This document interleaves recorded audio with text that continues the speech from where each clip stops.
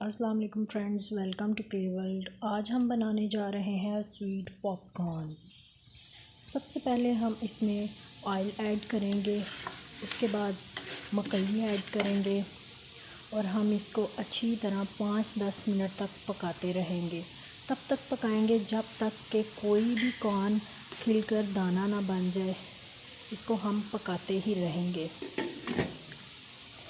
जो ही कॉर्न का एक भी दाना खिलकर दाना बन जाएगा तो हम इसके ऊपर ढक्कन दे देंगे और इसके अंदर भाप बन जाएगी। भाप के साथ फिर ये मकई पॉपकॉर्न्स में तब्दील हो जाएगी।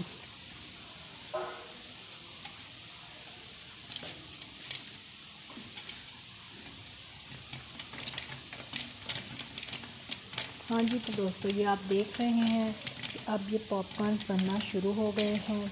तकरीबन 5 मिनट तक ये तकरीबन तमाम पॉपकॉर्न्स बन जाएंगे।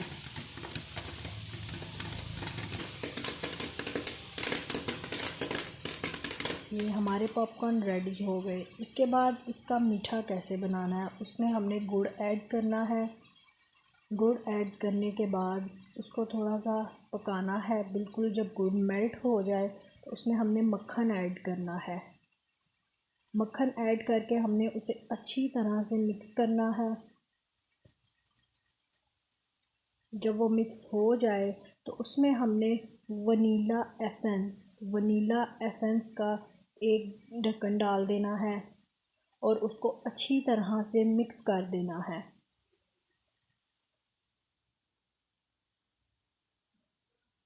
मिक्स करने के बाद 2-3 मिनट इसको हमने पकाते रहना है जब तक कि इसका कलर ना चेंज हो जाए। जो ही कलर चेंज हो जाएगा हम इसमें पॉपकॉर्न्स ऐड करेंगे। पॉपकॉर्न्स ऐड करने के बाद हम इन्हें अच्छी तरह से मिक्स कर देंगे ताकि तमाम पॉपकॉर्न्स के साथ ये गुड़ वाला मीठा चिपक जाए।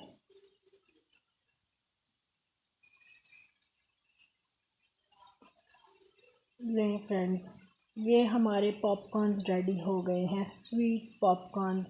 लाइक और शेयर ज़रूर कीजिए। Thank you.